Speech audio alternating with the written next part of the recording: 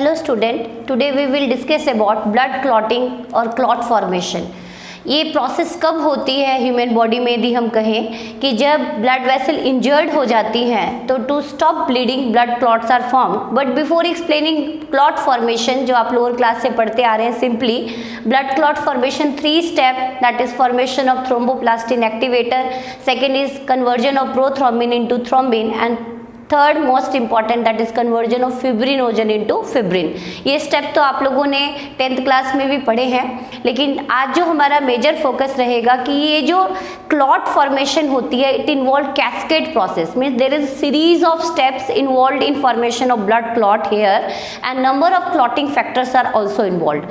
Our blood plasma consists of number of clotting factors. In mammals there are 13 clotting factors. मतलब अपनी body में blood clot formation के लिए बहुत सारे एंजाइम्स, आयंस या बहुत सारे प्रोटीन्स होते हैं जो हमारी बॉडी में ब्लड क्लॉट की फॉर्मेशन में हेल्प करते हैं ताकि अनवांटेड ब्लीडिंग ना हो और इंजर्ड टिश्यू जहाँ से इंजर्ड ब्लड वेसल जहाँ से ब्लड लॉस हो रहा है कॉन्टिन्यूस, वहाँ पे क्लॉट बना के, थ्रोम्बोस बना के उसको रोक दिया जाए. ये तो सिंपली बात थी. लेकिन जो आज का सेगमेंट रहेगा हमारा, यहाँ पे हम मैकेनिज्म नहीं पढ़ेंगे ब्लड क्लॉटिंग का, हमारा मेजर फोकस रहेगा क्लॉटिंग फैक्टर पे. लेकिन उससे पहले मैं आपको बता दूं, there is little bit difference between clot and thrombus.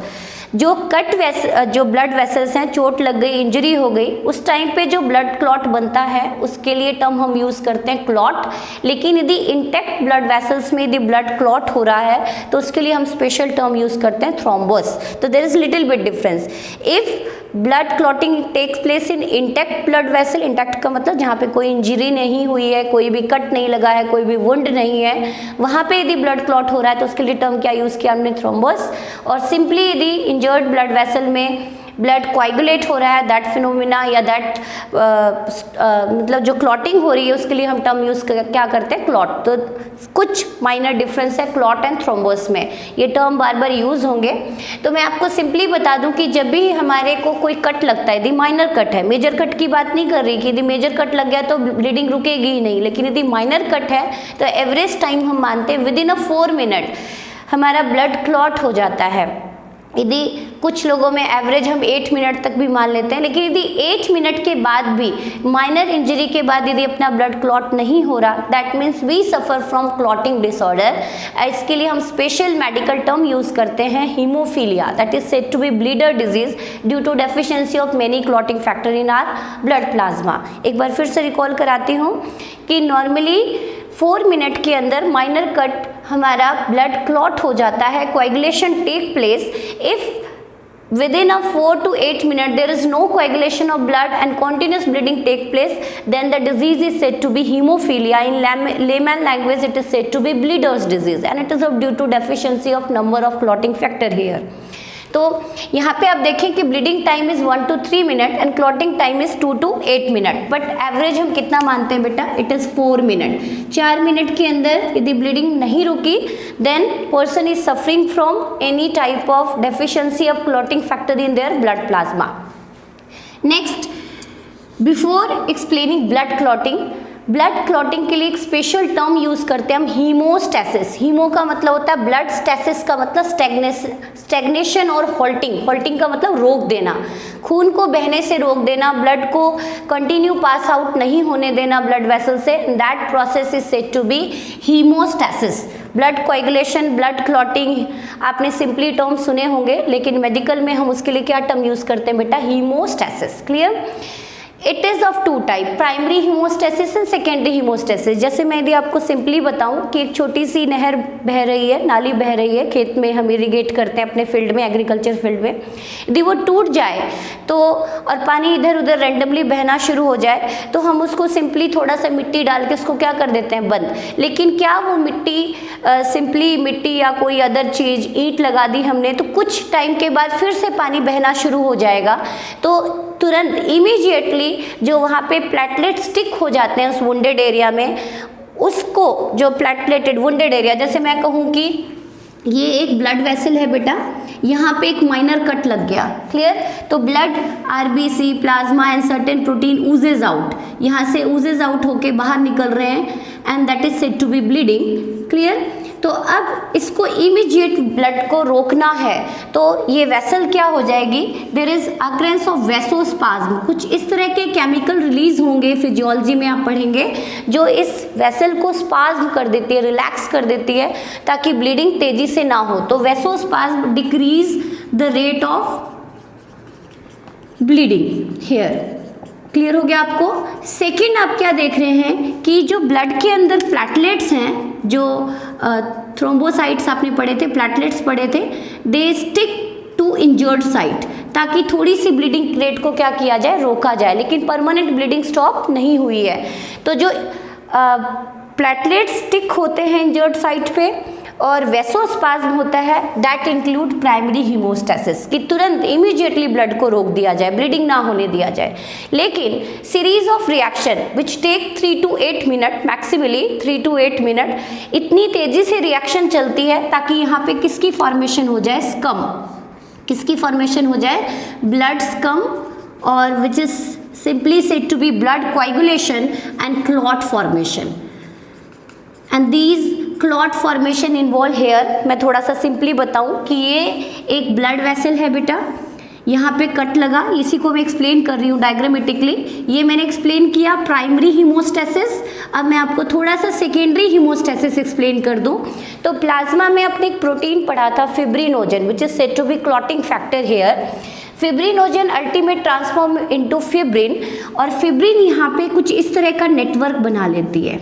यहाँ पे कट लगा था और कट के ऊपर क्या आ चुका था, प्लेटलेट्स जमा हो चुके थे, वेसोस्पाज्म हो चुका था, वेसल्स रिलैक्स हो चुकी थी, और ये जो यहाँ पे इस तरह के फिब्रिन के नेटवर्क बन जाते हैं, एंड अल्टीमेट इसके अंदर dead WBC, dead RBC trap हो जाते हैं यहाँ पे, and that is said to be clot.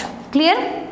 तो प्राइमरी हीमोस्टेसिस में आपने क्या देखा कि इमीडिएट ब्लीडिंग को रोकने के लिए वेसल स्पाज्म हो गई, रिलैक्स हो गई, एंड सेकेंड यहाँ पे क्लॉट, प्लेटलेट्स बहुत तेजी से किस साइट पे पहुँच गए, इंजर्ड साइट पे, and that is said to be primary haemostasis. It's mean to stop, instantly stop bleeding, but to stop complete bleeding या complete cessation of bleeding here, there is formation of fibrin network and it series of reaction involve and number of clotting factors are involved, and that ultimately lead to formation of clot here. तो clot की जो formation होती है that belong to secondary haemostasis. तो blood को रोकने के दो तरीके हैं, एक तो कच्चा पर बंद कर देना जिसमें हम प्राइमरी हीमोस्टेसिस कहते हैं, और एक पक्का पूरी तरह से बंद कर देना ताकि ब्लीडिंग ना हो, and that is said to be secondary haemostasis. तो आपके सिलेबस में सेकेंडरी हीमोस्टेसिस है, but there is so many factor involve in secondary haemostasis here. तो जो आज का सेगमेंट है वो हमारा सिर्फ किसके ऊपर फोकस रहेगा, क्लॉटिंग फैक्टर, क्योंकि नीट में बहुत इंपॉर्टेंट क्वेश्चन कवर करता है, but not in your NCERT। अब आ जाते हैं हम कि ये तो थी क्लॉट। अब मैंने आपको डिफरेंस बताया कि क्लॉट जनरली कहाँ बनती है बेटा, where injury take place, where wound are present. आप कह सकते हैं कि जहाँ पे ब्लड वेसल इंजर्ड हुई है वहीं पे क्लॉट की फॉर्मेशन होती है। लेकिन यदि कई बार इंटैक्ट ब्लड वेसल्स में क्लॉटिंग होनी शुरू हो जाती है, ब्लड जमना शुरू हो जाता है, and that is said to be thrombus. Sometime clots are formed in intact blood vessel. Here we use term intact. Intact का मतलब किसी भी तरह से ब्लड वेसल्स है, suppose this is blood vessel, और इसके अंदर यदि ब्लड का क्लॉट आना शुरू हो गया तो आप क्या देख रहे हैं कि ल्यूमेन क्या होता जा रहा है, अब ब्लड को फ्लो करने के लिए वॉल्यूम बहुत कम बचा, ल्यूमेन क्या हो चुका है, यहाँ पे क्लॉग हो चुका है, तो ब्लड फ्लो में क्या होगी, हिंड्रेंस होगी, which are of two type, thrombus clot and embolus clot. क्या डिफरेंस है इन दोनों में? थ्रोम्बोस क्लॉट का मतलब होता है जो फिक्स होते हैं एक जगह पे, not move along with blood. इस दोनों में डिफरेंस बताऊं तो ये है ब्लड वेसल बेटा, यदि क्लॉट यहीं पे जमा हुआ है एक पर्टिकुलर साइट पे, then it is said to be thrombus clot.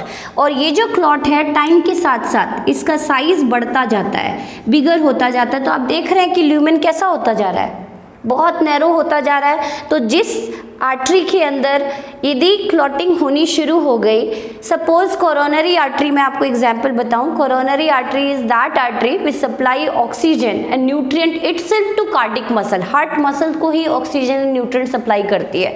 Suppose this is coronary artery and there is thrombus, then blood supply to heart is hindered और स्टॉप्ड। और सीज और स्लो, या तो धीरे हो जाएगी या पूरी तरह से स्टॉप हो जाएगी, and that is said to be coronary thrombus. तो static clot which grow bigger and bigger and ultimately decrease the lumen of arteries here. And example दिए हैं मैंने, coronary thrombosis which ultimately lead to heart attack, heart attack which is said to be myocardial infarction. What do you mean by myocardial infarction here? यदि heart की muscles को ही oxygen nutrient नहीं मिलेगा तो हार्ट की मसल्स काम करना क्या कर देंगी, बंद कर देंगी, and it is of due to coronary thrombosis, क्योंकि कोरोनरी आर्टरी में क्या हो चुके हैं, क्लॉट। मैंने ये एग्जाम्पल इसलिए बताया कि हार्ट डिसऑर्डर में मेजर कैटेगरी में हम पढ़ते हैं बेटा CAD, coronary artery disease. 60% cardiac disorder belong to CAD category. Coronary artery में डिपोजिशन होनी शुरू हो जाती है और हार्ट की मसल्स को ही ऑक्सीजन न्यूट्रिएंट सप्लाई बंद हो जाती है, स्टॉप हो जाती है, स्लो हो जाती है, and that lead to heart attack. And severity of heart attack आपने सुना होगा, माइल्डर भी हो सकते हैं, बहुत सीवियर भी हो सकते हैं, and it is of depending over the supply of nutrient and oxygen to the heart muscle. Second one is cephalic thrombus. Cephalic word is used for brain. Brain की जो आर्टरी जो ऑक्सीजनेटेड ब्लड ब्रेन को supply कर रही थी, उस artery में यदि थ्रोम्बोस आ जाए, कोई क्लॉट आ जाए, तो किसको ब्लड सप्लाई बंद हो गई बेटा, हमारे ब्रेन को। मैंने आपको स्टार्टिंग में भी एक बार बताया है प्रीवियस क्लास में, तो आप ध्यान से सुनेंगे कि यदि थोड़ा सा भी ग्लूकोज और ऑक्सीजन सप्लाई हमारे ब्रेन को स्टॉप बंद हो जाए, मिलना बंद हो जाए या स्लो हो जाए, तो अल्टीमेटली ह्यूमन बॉडी या हम कहें कि पैरालिटिक अटैक के लिए रिस्पॉन्सिबल होता है, तो it ultimately lead to paralysis here. तो आपने 2 कंडीशन मैंने एक्सप्लेन कर दी, थ्रोम्बस क्लॉट के एग्जाम्पल बताए मैंने, coronary thrombosis which ultimately to heart attack here. क्यों हो रहा है ये दोनों कंडीशन, क्योंकि ल्यूमेन ऑफ आर्टरी क्या हो चुकी है, decrease, and oxygen and blood supply क्या हो चुकी है, स्लो हो चुकी है, डिक्रीज हो चुकी है। Next come over embolus clot, that is very deadly और हम कह सकते हैं कि वेरी लिथल और fatal for the individual. Moving clot which flow along with blood के साथ, सर्कुलेशन के साथ ही मूव करता रहता है, कोई साइट नहीं है इसका, कंटिन्यू ब्लड में, तो कभी भी किसी भी जगह पे मेजर ऑर्गन को ब्लड सप्लाई हॉल्ट कर सकता है, स्टॉप करा सकता है ये। तो embolus clot itself dissolved in blood under the influence of various medication, like आप पढ़ेंगे there is various medication available like streptokinase injection, कुछ ऐसे इंजेक्शन होते हैं इंट्रावेनसली इंजेक्ट किए जाते हैं, बहुत सारी मेडिकेशन अवेलेबल है जो इन क्लॉट को डिसॉल्व कर देती है। Otherwise itself under the influence of natural anticoagulant these clot dissolved।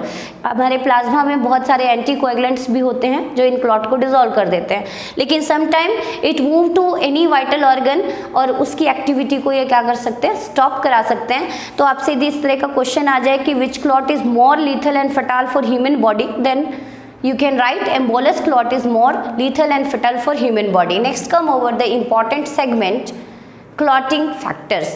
कितने टाइप के क्लॉटिंग फैक्टर्स हैं, ये थोड़ा सा टिपिकल टॉपिक होगा आपके लिए, नेट स्पेशल टॉपिक है, करना है तो कर लें, otherwise syllabus point of view पे जो बच्चे फोकस हैं वो इसको छोड़ भी सकते हैं। Next come over clotting factors. क्या होते हैं क्लॉटिंग फैक्टर्स, तो आपने सेकेंडरी हीमोस्टेसिस में पढ़ा, there is formation of blood clot to stop bleeding permanently after minor cut here. तो आज हम पढ़ेंगे कि कितने क्लॉटिंग फैक्टर्स इन्वॉल्व होते हैं हमारे ब्लड कोएगुलेशन में, हीमोस्टेसिस में। तो देयर आर 13 क्लॉटिंग फैक्टर, कुछ बुक में 12 दिए गए हैं, 12 क्लॉटिंग फैक्टर, उसको मैं एक्सप्लेन करूंगी कि क्यों 12 बोला गया है, लेकिन नेट में क्वेश्चन आए तो आपको 13 क्लॉटिंग फैक्टर पे ही टिक करना है बेटा। इसमें आप मेजर फोकस कीजिएगा, क्लॉटिंग फैक्टर्स होते क्या हैं। तो मैंने कितने क्लॉटिंग फैक्टर बताए, 13। मेजर मैं कहूँ कि मेजर जो हमारे क्लॉटिंग फैक्टर्स हैं, they mainly found in liver. Liver एक इंपॉर्टेंट ऑर्गन है which are participate in formation of clotting factor here, and for the formation of clotting factor a vitamin is required and that vitamin is said to be vitamin K here. Important note कीजिएगा, लिख भी देती हूँ मैं यहाँ पे कि vitamin के is essential for the formation of clotting factor,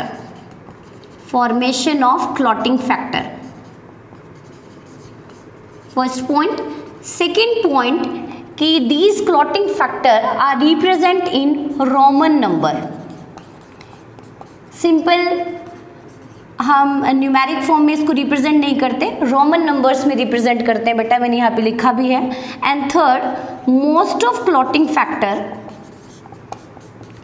factors formed in liver. कहाँ बनते हैं? लिवर में. And third, fourth point, these all clotting factor are present in blood plasma but found in inactive form. These all clotting factors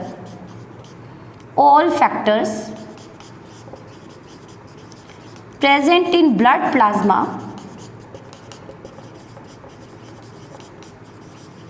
in inactive form, and these clotting factor activated only when injury take place. जब भी कोई injury होती है तो ही ये factor activate होते हैं, otherwise unwanted activation इनकी नहीं होती. And there is various type of disease which associated with deficiency of clotting factor, और जिसमें हम सिंपली डिस्कस करेंगे आज हीमोफीलिया. तो कम ओवर क्लॉटिंग फैक्टर, इसको थोड़ा सा टिपिकल टॉपिक है, इसके लिए मैंने एक निमोनिक भी बनाया है जो मैं आगे एक्सप्लेन करूंगी कि आप किस तरह से इन क्लॉटिंग फैक्टर को याद कर सकते हैं. तो clotting factor according to international commission on blood coagulation in 1954, before this conference या दिस कमीशन सिर्फ कितनी क्लॉटिंग फैक्टर माने जाते थे बेटा? 12. लेकिन जो 1954 में इंटरनेशनल कमीशन आई ब्लड कोएगुलेशन पे, उन्होंने कितने ब्लड क्लॉटिंग फैक्टर डिसाइड किए ह्यूमन के अंदर? 13. And these all factors are present in blood plasma in inactive form. तो according to this commission हमने वन बाय वन डिस्कस करेंगे. हम सबसे पहला क्लॉटिंग फैक्टर है बेटा fibrinogen, which is synthesised in liver. मैंने ब्लड प्लाज्मा में भी एक्सप्लेन किया था आपको कि फिब्रिनोजन प्रेजेंट होता है हमारे प्लाज्मा में. 3 तरह के प्रोटीन डिस्कस किए थे, एल्बुमिन, ग्लोबुलिन एंड फिब्रिनोजन. तो फिब्रिनोजन जो सबसे पहला क्लॉटिंग फैक्टर है, जो कौन सिंथेसाइज करता है? लिवर. और ये इसका मेन काम क्या है? Fibrinogen ultimate convert into fibrin which is present in plasma in dissolve form, और डिजोल्व फॉर्म में प्रेजेंट होता है, इनएक्टिव फॉर्म में. But under the influence of thrombin it convert into fibrin and help in formation of blood clot. Second factor is prothrombin, which is also synthesized by liver. And third is thromboplastin. ध्यान से सुने इसको, ये important है. thromboplastin which is an activator which convert prothrombin into thrombin. ध्यान से सुने, prothrombin को थ्रोम्बिन में आगे नेक्स्ट सेगमेंट में एक्सप्लेन करूंगी मैं. प्रोथ्रोम्बिन को थ्रोम्बिन में कौन कन्वर्ट करता है बेटा? This thromboplastin. This thromboplastin is the enzyme. Here not protein, this is enzyme. वैसे तो एंजाइम भी प्रोटीन्स के ही बने होते हैं, लेकिन यहाँ पे हमने टर्म यूज़ किया enzyme. Enzyme release from damage platelets. जो प्लेटलेट डैमेज हो रहे हैं, बहुत तेज़ी से इंजरी हुई है, वो जो फैक्टर रिलीज करते हैं उनको क्या नाम दिया गया? Thromboplastin. Fourth most important calcium. जब मैं आपको कैस्केड रिएक्शन कराऊंगी तो आप देखेंगे कि बहुत सारे स्टेप पे ये क्लॉटिंग फैक्टर 4 बहुत इंपॉर्टेंट है, आप ध्यान में भी रखिएगा. इस तरह के क्वेश्चन नेट में पूछे जाते हैं कि name the metal ion which participate in blood coagulation, या उसकी नंबरिंग क्या है. तो नंबर 4 पे, इसको आगे पीछे आप रैंडम करके याद नहीं कर सकते. नंबर 4 क्लॉटिंग फैक्टर कौन सा है? अपना कैल्शियम. तो ये याद रहेगा आपको. फिफ्थ इज लेबाइल फैक्टर और प्रो एक्सेलरिन. लेबाइल फैक्टर क्यों कहा बेटा इसको? क्योंकि ये थर्मोसेंसिटिव है. यदि हाई टेम्परेचर है तो ये बहुत तेजी से इनएक्टिवेट हो जाता है. तो synthesized in liver, that's what is said to be labile factor. Sixth one is accelerin. इसको आप नोट कीजिएगा. Accelerin which is said to be hypothetical factor. कि कुछ साइंटिस्ट ऐसा क्यों मानते हैं कि जो हमारी बॉडी में ब्लड कोएगुलेशन होता है, they only involve 12 clotting factor.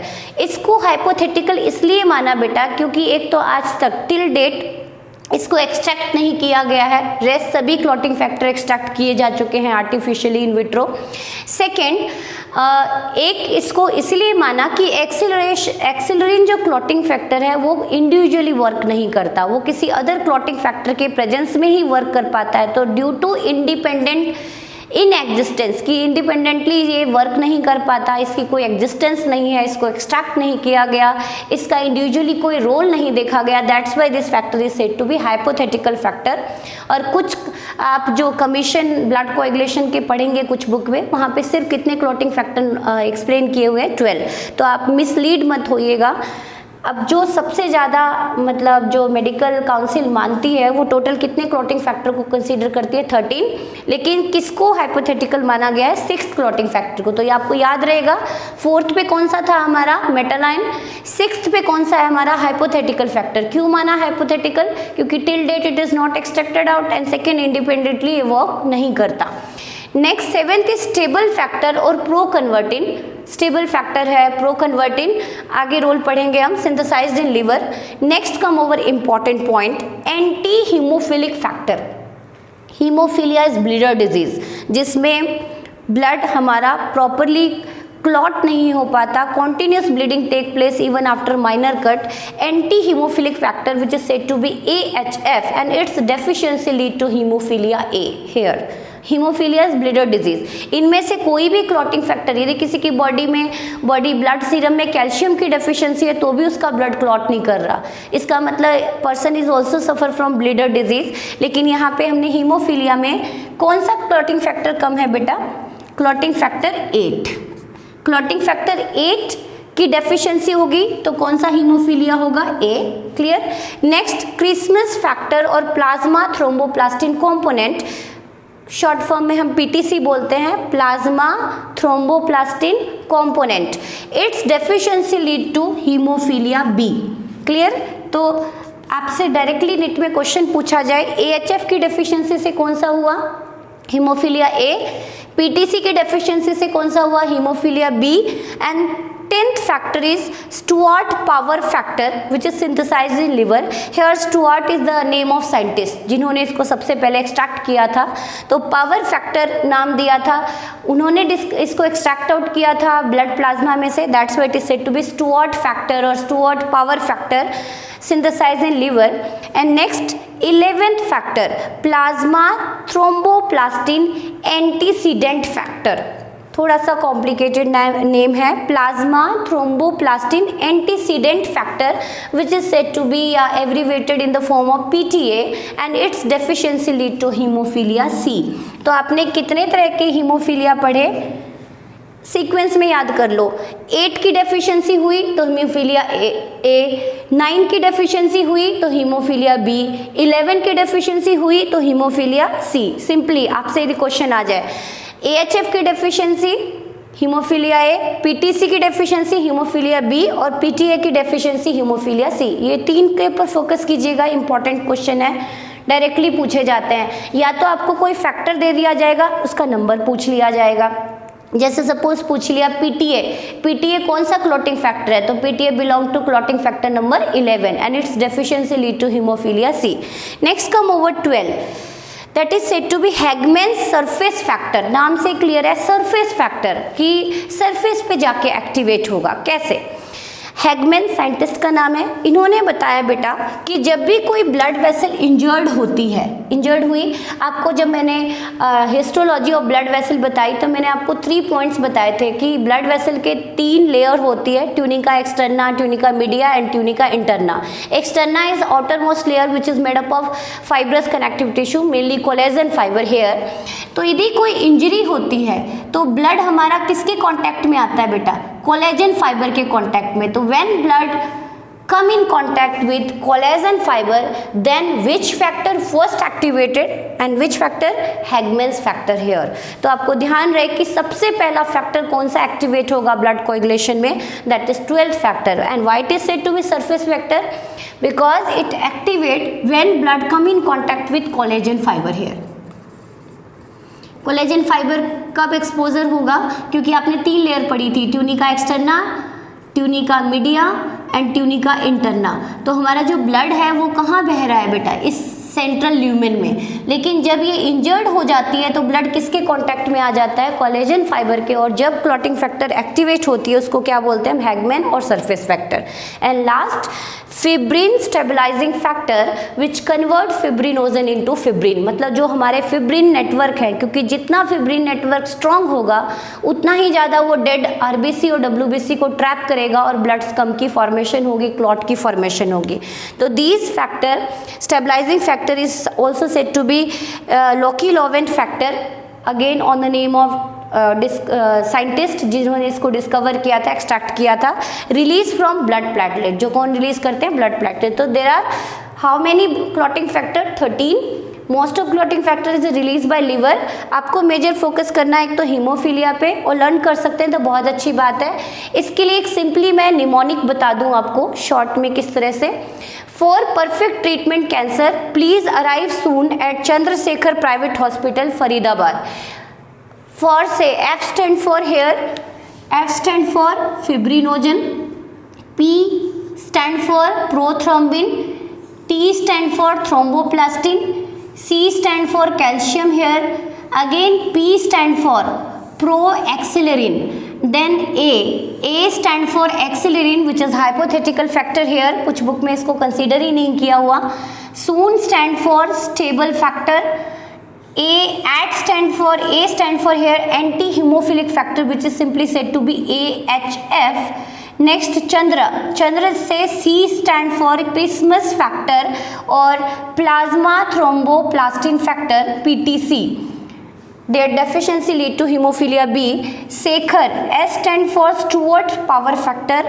P stand for here plasma thromboplastin antecedent factor, H stand for here Hagman's और surface factor, and last Faridabad का F which stand for fibrin stabilizing factor। तो simply आप इस mnemonic से भी इसको याद कर सकते हैं। थोड़ा सा कॉम्प्लिकेटेड टॉपिक है। नेक्स्ट सेगमेंट में हम पढ़ेंगे process involve in blood coagulation. Thank you.